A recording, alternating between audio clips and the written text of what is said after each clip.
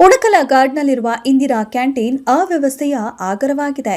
ಸ್ವಚ್ಛತೆ, ನೀರು ಪೂರೈಕೆ, ಶೌಚಾಲಯ ವ್ಯವಸ್ಥೆ ಅಧ್ವಾನಗೊಂಡಿವೆ.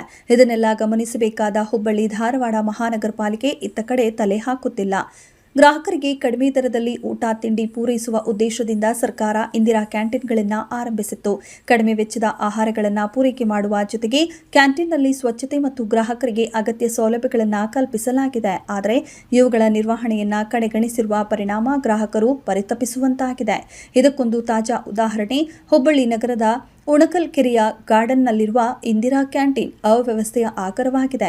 ಸ್ವಚ್ಛತೆ, ನೀರು ಪೂರೈಕೆ, ಶೌಚಾಲಯ ವ್ಯವಸ್ಥೆ ಅಧ್ವಾನಗೊಂಡಿವೆ. ಇದನ್ನೆಲ್ಲ ಗಮನಿಸಬೇಕಾದ ಮಹಾನಗರ ಪಾಲಿಕೆ ಅಧಿಕಾರಿಗಳು ಇತ್ತ ಕಡೆ ತಲೆ ಹಾಕುತ್ತಿಲ್ಲ.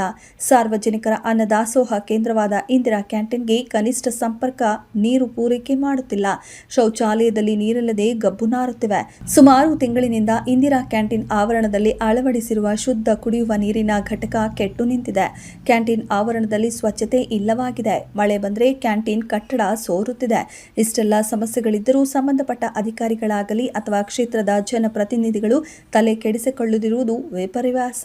ಇವರೆಲ್ಲ ಕ್ಯಾಂಟೀನ್ ಗ್ರಾಹಕರು. ಆದರೆ ಮಹಾನಗರ ಪಾಲಿಕಾ ಪೌರ ಕಾರ್ಮಿಕರು ದಿನನಿತ್ಯ ಬೆಳಗಿನ ಉಪಹಾರ ಮತ್ತು ಮಧ್ಯಾಹ್ನದ ಊಟಕ್ಕೆ ಇಂದಿರಾ ಕ್ಯಾಂಟೀನ್ಗೆ ಬರುತ್ತಾರೆ. ಬೀದಿ ಬದಿ ವ್ಯಾಪಾರಿಗಳು, ಕಾಲೇಜ್ ವಿದ್ಯಾರ್ಥಿಗಳು, ಬಡ ಕೂಲಿ ಕಾರ್ಮಿಕರು ಇಂದಿರಾ ಕ್ಯಾಂಟೀನ್ಗೆ ಆಗಮಿಸುತ್ತಾರೆ.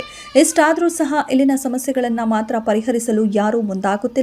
ಈ ಸಂಬಂಧವಾಗಿ ಸಂಬಂಧಪಟ್ಟ ಮಹಾನಗರ ಪಾಲಿಕೆ ಅಧಿಕಾರಿಗಳಿಗೆ ಅನೇಕ ಬಾರಿ ದೂರಿದರೂ ಸಹ ಪ್ರಯೋಜನವಾಗಿಲ್ಲ ಎಂಬುದು ಕ್ಯಾಂಟೀನ್ ಗ್ರಾಹಕನ ಅಳಲು.